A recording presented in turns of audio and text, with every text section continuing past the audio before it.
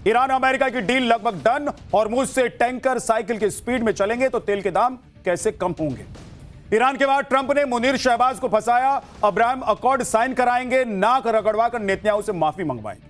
Trump Modi को love you कह रहे हैं। 45 डिग्री में रूबियो पक गए। ट्रंप की गलती की सजा मार्को रूबियो को मिल रही है। ईरान अमेरिका के बीच होने वाली डील का फ्रेमवर्क लगभग तय हो गया है।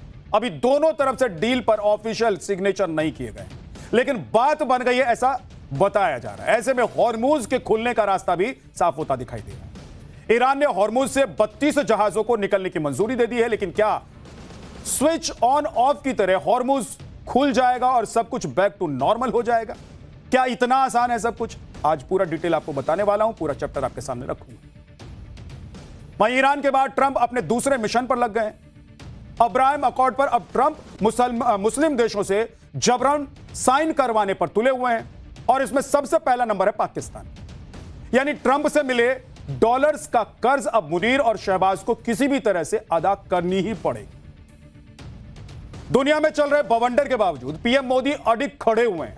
आज पीएम मोदी का पिछले एक हफ्ते का जो रिपोर्ट कार्ड है वो आपको दिखाने वाला, जिससे पता चलेगा कि मोदी ने कैसे सब कुछ संभाल रखा है। पिछले 3 दिनों से भारत में मौजूद अमेरिकी विदेश मंत्री मार्को रूबियो किस प्लान के तहत यहां पर डेरा डाले हुए बैठे हैं, पाठशाला के इस चैप्टर में आज आपको बताने वाला। लेकिन सबसे पहले देखिए इंटरनेशनल पॉलिटिक्स का ये ट्रेंड।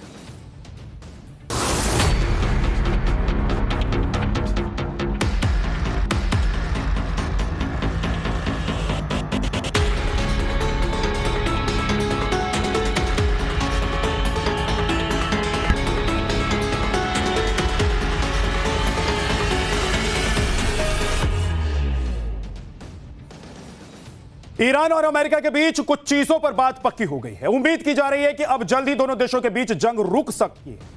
अमेरिकी अखबार न्यूयॉर्क टाइम्स ने दावा किया है कि दोनों के बीच एक ऐसे समझौते पर मान मनोवल हो गया है जिससे मिडिल ईस्ट में शांति लौट जाए। लेकिन इस महा डील पर फिलहाल बड़े नेताओं ने साइन नहीं किए, लेकिन डील का शुरुआती फ्रेमवर्क तैयार कर लिया। रिपोर्ट के मुताबिक फॉर्मेलिटीज पूरी होने में कुछ ही दिन लग सकते हैं और ईरान के फॉरेन मिनिस्टर अब्बास अराक्ची और मुख्य वार्ताकार मोहम्मद बाघेर अचानक कतर पहुंच गए और कतर के प्रधानमंत्री मोहम्मद अल तानी के साथ उनकी मीटिंग है। यह मीटिंग डील पर लगी फाइनल सील मानी जा रही है और अगर सच में दोनों देशों के बीच यह डील हो जाती है, पास हो जाती है यह पीस डील, तो स्ट्रेट ऑफ हॉर्मुज भी खुल जाए, जिसका सीधा असर दुनिया में तेल गैस की सप्लाई पर पड़ेगा। अगर वाकई दोनों देशों के बीच शांति समझौता हो जाता है तो स्ट्रेट ऑफ हॉर्मुज भी खुल जाए। हॉर्मुज बंद होने की वजह से पूरी दुनिया में कच्चे तेल की कीमत क्या कम हो जाएगी, बढ़ जाएगी? सामान का इंपोर्ट एक्सपोर्ट जो रुका हुआ है उसमें क्या बदलने वाला है, ये डिटेल में आपको बताने वाला कि क्या होने वाला है। हॉर्मुज बंद होने की वजह से पूरी दुनिया में कच्चा तेल महंगा हो गया है, सामान का इंपोर्ट एक्सपोर्ट रुका हुआ है। ऐसे में दोनों देशों के बीच समझौता एक गुड न्यूज है पूरी दुनिया के लिए, क्योंकि इससे सब कुछ वापस लाइन पर आने की उम्मीद है। अब से कुछ देर पहले ही ईरान की नेवी ने 32 जहाजों को हॉर्मुज पार करने की परमिशन दी। लेकिन ट्रंप के दिमाग में क्या चलता है, क्या समझ में आता है उनको, और क्या वो नहीं समझना चाहते हैं?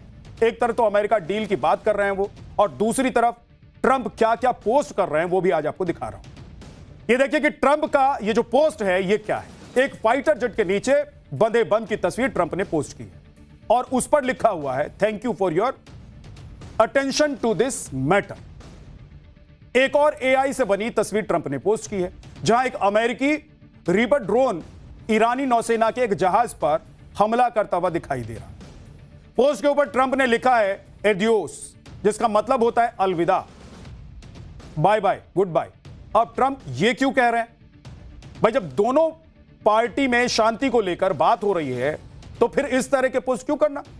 इसमें तो आप कहिए कि जब सब कुछ ठीक हो रहा है तो जबरदस्ती आप एक पेच घुमाने की कोशिश कर रहे हैं, पेच लगाने की कोशिश कर रहे हैं।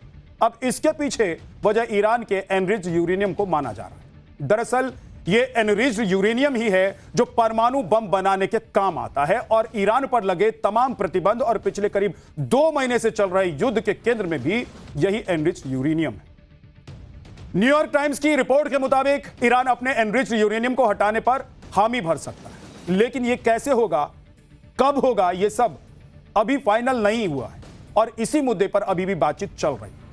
अभी तक अमेरिका चाहता है कि वो ये ले जाए, जबकि ईरान ये कहता है कि अगर उसे ये अपने यहां से हटाना भी पड़े तो वो अमेरिका को देकर किसी मध्यस्थ ना देकर वो किसी मध्यस्थ देश को दे देगा, जैसे कि रूस या चीन को दे देगा।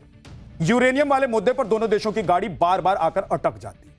अब कहीं ईरान इस स्टैंड से पीछे ना हट जाए, शायद इसीलिए ट्रंप डील की बात के साथ बीच बीच में धमकी वाले पोस्ट भी करते रहते हैं, थोड़ा थोड़ा धमकाते रहते हैं।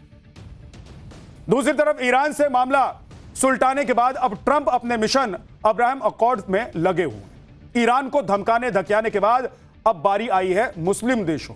ट्रंप ने साफ साफ कह दिया है कि जो मुस्लिम देश अब्राहम अकॉर्ड का हिस्सा नहीं है उन्हें अब यह समझौता साइन करना पड़े। एक लाइन में अगर आपको बता दूं और समझा दूं तो यह कि जो मुस्लिम देश अभी तक इजराइल के खिलाफ जहर उगलते थे, उसे गलियाते थे, उन्हें अब इजराइल से अपने रिश्ते सुधारने होंगे। ट्रंप ने बताया है कि इस मुद्दे पर उनकी सऊदी अरब, यूएई, कतर, पाकिस्तान, तुर्की, इजिप्ट और जॉर्डन, बहरीन के नेताओं से बात हुई है। यूएई और बहरीन पहले से ही समझौते का हिस्सा है। ट्रंप ने कहा है कि इन सारे देशों को समझौते पर साइन करना जरूरी होगा, कोई ना नुकुर नहीं चलेगी। इसके लिए सऊदी अरब और कतर इस पर तुरंत साइन करें और फिर दूसरे देश उन्हें फॉलो भी करें। जिन देशों को इसमें साइन करना है उसमें पाकिस्तान का नाम भी है। आगे ट्रंप ने लिखा है कि अगर कोई देश इसमें शामिल नहीं होता है तो उसे इस डील का हिस्सा नहीं बनाया जाए, क्योंकि यह बुरी नीयत दिखाता है। यानी कि अभी ट्रंप के नाम पर जो पाकिस्तान उछल रहा था, अब उसके नाक का कर्ज चुकाने का, उसके नमक का जो कर्ज है वो चुकाने का भी टाइम आ गया है। पाकिस्तान की तो पूरी इंटरनेशनल राजनीति ही इजराइल के खिलाफ जहर उगलने की रही है। आपको पता होगा पाकिस्तान का इजराइल से नफरत का अंदाज आप इस बात से भी लगाइए कि उसके पासपोर्ट पर लिखा हुआ है कि पाकिस्तान इजराइल को नहीं मानता है, यानी कि पाकिस्तान इजराइल को देश नहीं मानता है। अब अगर पाकिस्तान इस समझौते पर साइन करता है तो उसे इजराइल को गले भी लगाना पड़ेगा और देश भी मानना पड़ेगा, और साइन नहीं करता है तो उसे उल्टे ट्रंप का गुस्सा झेलना पड़ेगा। ट्रंप लतियाएंगे अलग, पाकिस्तान को पता है। ट्रंप जो शह और मात का गेम खेल रहे हैं वो सब पीएम मोदी पहले से ही भांप कर बैठे हुए। 2 महीने से ट्रंप अपने बयानों और अपने एक्शन पर जैसा यू टर्न मार रहे थे वो सब मोदी पहले से ही समझ गए। दुनिया को ट्रंप के डॉक्ट्रिन ने युद्ध, तनाव, मंदी, अविश्वास, अवैध टैरिफ और यूनिपोलर वर्ल्ड ऑर्डर की सनक के अलावा और कुछ नहीं दिया है। जहां सारे देश, सारे वर्ल्ड लीडर्स फंसे हुए थे, मोदी 2 कदम आगे सोचकर बैठे हुए। अब 1 हफ्ते का पीएम मोदी का रिपोर्ट कार्ड ही आपको बता देता हूं। 5 देशों की यात्रा में पीएम मोदी ने यूएई के साथ ऊर्जा सुरक्षा और बड़े निवेश का रास्ता साफ किया। तो वहीं नीदरलैंड्स में मोदी ने ग्रीन एनर्जी समेत 17 समझौते किए। स्वीडन के साथ रणनीतिक साझेदारी को लेकर प्रतिबद्धता मजबूत हुई। तो पीएम मोदी को स्वीडन के सर्वोच्च सम्मान से royal order of the polar star से भी सम्मानित किया। नॉर्वे में पीएम मोदी भारत नॉर्डिक शिखर सम्मेलन में शामिल हुए। तो वहीं इटली में आईमेक्स सहयोग के साथ ही कई डील भी हुई। और ये सारे प्रो इंडिया स्टेप्स लेने के बाद भारत ने अमेरिका से आए ट्रंप के प्रतिनिधि के सामने डंके की चोट पर कह दिया कि जहां से सही लगेगा वहां से अपना एनर्जी रिसोर्स लेंगे, यानी कि जहां से मन करेगा तेल खरीदेंगे। इसके लिए इजाजत की जरूरत नहीं है, पूछेंगे नहीं। पिछले 3 दिनों से अमेरिका के विदेश मंत्री मार्को रूबियो भारत में हैं। शनिवार को पीएम मोदी के साथ उनकी मुलाकात हो चुकी है। वो एनएसए अजीत डोभाल से मिल चुके हैं और भारत और अमेरिका के रिश्तों को रफू करने में लगे हुए हैं। जब अमेरिका में ट्रंप 2.0 सरकार आई तभी से भारत और अमेरिका के रिश्तों में खिंचाव और तल्खी आनी शुरू हो गई। ट्रंप और उनके कुछ सलाहकारों के उलट-पलट बयान ने दोनों देशों के रिश्तों को काफी खराब कर दिया और अब अमेरिका इन रिश्तों को सही करने के लिए छटपटा रहा है। ट्रंप जानते हैं कि इस ग्लोबल सिनेरियो में भारत और मोदी को दरकिनार करना या फिर भारत के गुड बुक्स में नहीं रहना घाटे का सौदा हो सकता है, और यही वजह है कि ट्रंप ने अपने सेनापति को भारत दौरे पर भेजा हुआ है। वो भी तब जब चीन में ट्रंप की घनघोर बेइज्जती हुई है। पाकिस्तान ने ट्रंप को ठग लिया है, जब यूरोप ट्रंप की सुनने को तैयार नहीं है। ऐसे में समय लौट के ट्रंप प्रशासन फिर से भारत का रुख कर रहा है। अमेरिका के विदेश मंत्री मार्को रूबियो और उनकी पत्नी जेनेट रूबियो आज ताजमहल देखने के लिए भी पहुंची। वहां जाकर आइकॉनिक डायना बेंच पर फोटोशूट उन्होंने करवाया और इस दौरान अमेरिकी राजदूत सर्जियो गोर भी उनके साथ मौजूद रहे। भारत में इस वक्त तो प्रचंड गर्मी का मौसम है, कई जगह तो टेंपरेचर 45 डिग्री के पार चला गया हुआ है। और ऐसे में भी सुबह 10 बजे जब मार्को रूबियो और उनकी पत्नी ताजमहल पहुंचे तो उस वक्त आगरा का टेंपरेचर 41 डिग्री था। कितनी गर्मी में घूम रहे हैं, आप समझ रहे हैं, क्योंकि जहां ये लोग रहते हैं वहां पर गर्मी का कोई एहसास भी इनको होता है, लेकिन अभी काम है तो 45 या 50 डिग्री में भी घूमेंगे भाई। इसके बाद दोनों राजस्थान पहुंचे और वहां जयपुर के फेमस आमेर फोर्ट घूमने के लिए गए, वो भी दोपहर 3 बजे जब बहुत ज्यादा गर्मी होती है, जब राजस्थान के ज्यादातर हिस्सों में लू चल रही होती है और टेंपरेचर 45 डिग्री तक पहुंच गया होता है।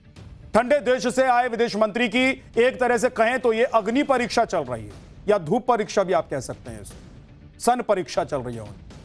अब भारत में आयोजित एक इवेंट में ट्रंप ने अमेरिकी राजदूत सर्जियो गोर को फोन किया और भारत और मोदी की तारीफों के पुल बांधने शुरू कर दिए उन्होंने। एक बार सुनिए।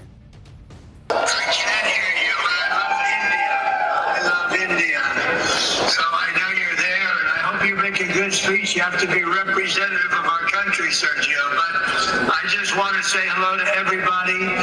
I love the Prime Minister. Modi is great. He's my friend. India can count on me 100% and our country. If they ever need help, they know where to call. They call right here. We're doing well. We're setting records. We have a record economy, a record stock market, and anything India wants to get. And I'm a big fan of Prime Minister Modi. कमाल की बात है। अब सोचिए, ये जो Trump है कल तक क्या कह रहे थे, हेल होल, और अब लव यू। पहले डेड इकोनॉमी और अब सीधे स्पीकर फोन पर ही आ जाए कि भैया स्पीकर पर रख के बात कीजिए जरा। गजब है। गेम कैसे चेंज करना है और चेंज ओवर को कैसे एक्सेप्ट करना है, ये ट्रंप भूल जाते हैं, लेकिन मोदी जी नहीं भूलते हैं। मोदी जी याद रखते हैं कि कैसे किसी को रास्ते पर लाना है। पाठशाला